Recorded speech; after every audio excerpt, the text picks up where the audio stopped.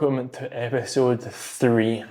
So, we're going to break down how to build your workout routine. Don't make the mistake of just making it up as you go. When you get to the gym, seeing what machines are free and using that. Don't make the mistake of just picking the exercises you like, because you won't progress and you'll find that you're creating muscle imbalances that are going to be really hard to fix down the line. So let's start going through the basics of the routine. So first off, frequency. How many times should you be working out a week? This largely depends on the time that you have available.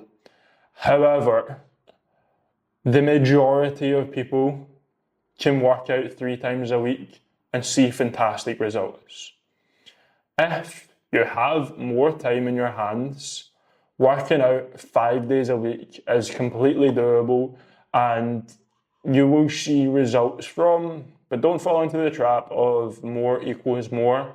If you work out 7 days a week, you will not see the progress that you think, for principles that I'll cover in a later episode on recovery and why that's important. So I suggest the 3 to 5 rule, right? You're either doing 3 days a week or 5 days a week. 3 days if you're short on time, which is simply just 3 hours, or 5 days if you've got more time and you want to put more commitment into your routines. Workout duration. I believe that we need to work hard, fast, and get sweaty. You can do an immensely effective workout in 45 minutes if it's planned properly. For the majority of people, 60 to 90 minutes is ideal. And if you can allocate 3 hours to the gym to get 3 sessions done, then great. If you can allocate 5 hours to the gym a week, then let's do that. If you're spending more than 90 minutes in the gym, you're definitely wasting your own time talking to people or on your phone getting distracted. And then when it comes to types of exercises, don't just stick to machines. Now, machines are great at building muscle mass. However, there's so many more advantages of free weight exercises, so barbell and dumbbell. For the fact that barbells and dumbbells require you to consciously think about your stability, your balance, and your coordination. You need to develop those things. Those things are not only going to help you see results, but also improve your connection with your body, your brain being able to control your body more. And then we want to make sure that we are training compound exercises. So instead of doing a leg press that, yes, grows the quads, grows the hamstrings and the glutes, it is nothing on doing a barbell back squat. Compound exercises are exercises that recruit a compound of muscles, so a large amount of muscles. So squats, when you're doing them, yes, they train the hamstrings, the quads and the glutes. However, they also engage the core. They also engage your upper back. Your ankles and calves have to stabilize. You're pulling in with your arms. You're getting so many more adaptations than simply just pushing a plate back and forth on a leg press. So the big exercises that should be in anyone's program are going to be the biggest compounds. So squats, bench, deadlifts, then bent over rows, and overhead press. Those movements should always be in. So we then have full body versus body part split routines.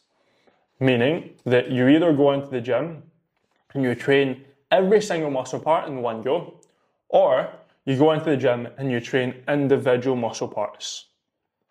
If you are short in time and you want to lift heavy weights, then full body is going to be the option. And I think for the majority of people, full body is the best option. Unless You have aspirations of being a bodybuilder one day. However, full body allows you to train a muscle group extremely hard with a high amount of weight, and then you're moving on to another muscle group. So imagine you're doing a bench press. You do 3 sets of an extremely hard weight with good execution. Then your chest gets to relax as you move on to the other parts of your body. However, when you look at a body part split, if you're doing a full workout on chest, the beginning of the session is going to be more intense. You're going to be able to lift more weight with better form than the end of the workout, because you're fighting fatigue as you come to an hour in of working the same muscle group. You're not going to be able to lift as heavy. So, for the majority of people, full body, where you pick a compound, which is squat, bench, deadlift, overhead press or row, as your main lift at the very start. You can have a warm up and then just go through the rest of the body.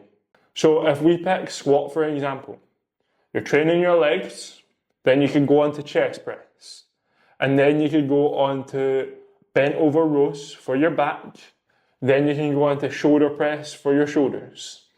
Then you can hit biceps, triceps, your abs and your calves, and you've just trained your full body in 7 exercises.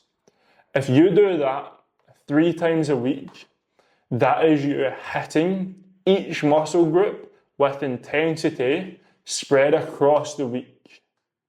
That is the best formula for 99% of people.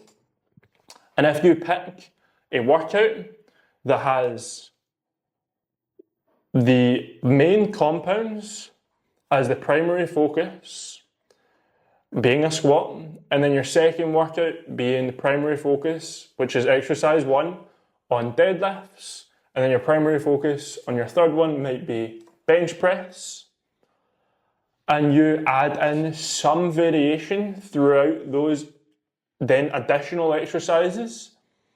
So for example, you could change barbell bench press with dumbbell bench press, barbell on day 1, dumbbell on day 2. You could then add in machine in day 3. Instead of a bent over row for back in day 1, you could do a lat pull down in day 2. And then in day 3, you could do a dumbbell row or a machine.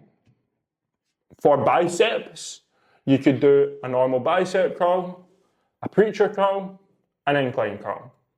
So you're trying to give yourself this variation, but having a structure in each day. I believe that way you're hitting a good basis of muscles and covering every variation that you need to. Whether it's the most optimal exercise or not, it doesn't matter, because you're training with intensity and you're hitting everything with variation. That is a very, very good routine. And again, that is one I suggest for the majority of people. It does start to get more complex when you look at body part splits. And this is usually for more advanced people. There's the bro split, which truthfully just isn't the best. It's chest, back, legs, arms, and shoulders. I don't like that one as much because smaller muscle groups are getting full days allocated to them where they probably don't need that much time. My personal favourite method of doing this is push, pull, legs, upper body, legs. And the reason for that is your legs contain some of the biggest muscles in your body. So why should they only get trained once? They're gonna need more volume to grow. So training them twice a week. When you do push, you train your chest, you train your shoulders, you train your triceps. When you do pull, you train your back, your rear delts, and your biceps. And then when you train your full upper body, you're then training everything up top. But the same principles apply. We want to be making sure that we're hitting and focusing on compound free weights. So at the start of every session, I'm going to have my biggest lift, the thing I want to put the most amount of effort and weight into. So if that's legs, it might be squats, it might be deadlifts. If I'm training push, it might be bench press. If I'm training back, it might be a deadlift or a bent over row. Something like that. And then I do want to have variation. So if I'm training 5 exercises per each muscle for each of the days, when I come to do my upper body at the end of the week, I'm going to make sure I'm adding in a slight variation of the exercises that I've already hit for push and pull. So I'm not going to repeat the exact same exercises. And then for both of my leg days, I very much like splitting leg day up, because leg day is usually going to be the hardest day of your week. So if we split it into quads and calves and glutes and hamstrings, I have found that to be the most enjoyable and the most effective. So for quads and calves, this is really picking 3 exercises per each and going hard. Whether it's barbell back squats, hack squat, leg press, leg extensions, goblet squats, whatever, I would program that in a way where I'm hitting my compound free weight first, squats, then leg press, which is going to be my second biggest lift, and then leg extensions. Then I would go on to calves. When it comes to calves, it's only really 2 exercises you need. Something where you're standing with your legs straight and something where you're sitting with your knee bent. And then my second leg day, which is hamstrings and glutes, I'm going to do, again, some of my biggest lifts. So things like Romanian deadlifts, stiff leg deadlifts, hip thrusts first. I then could add in a variation of a leg press to target the glutes a wee bit more. And then I might finish off with a lying or seated leg curl or a abductor machine to work the glutes a wee bit more. That's it. That's how I would have the perfect training program, where you're either doing full body or you're doing body part split, but done effectively. I also recommend don't just wing it, track it. There are so many fitness apps that you can track your weights with that are much more effective than a notebook and much more effective than the notes in your phone. The best one that I've ever used is called Strong. It's completely free. You can add templates of your workouts in there, save them so that you know what your workout was last week, and it gives you an accurate breakdown on the weights you lifted this week, how you're progressing in those weights, and it allows you to decide whether I'm going to increase my rep range or I'm going to increase the weight. And when we're speaking about rep range, this is a very, very simple topic. It does not need to be overcomplicated. There's 2 things we have to consider. We either do high reps, high volume with a light weight, or we do high weight with a low number of reps. It seems to be that if we're picking a lighter weight and doing higher volume, whether that's 10, 12, 15 or plus reps, intensity matters. We need to be driving that muscle to the point of failure or very, very close to it each set. That can be very tough. It can be very fatiguing mentally. Or we pick a lower rep range, which is anything under 5 reps, and we lift a heavy weight. This larger weight activates those deeper muscle tissues and sends the muscle growth signal with less reps. So you either have to push yourself to failure with a lightweight or constantly chase higher weights, lifting more. I suggest a mixture of the two. Focus on big heavy weights for your compounds, and your accessory stuff like bicep curls, lateral raises, focus on your higher volume, working the muscle to failure. If you want to see the workouts that I'm doing, check out my Instagram at Renegade Coaching, where I post my workouts daily on my stories. And if you have any questions about the training program you should follow, then just message me on Instagram. See you in the next one.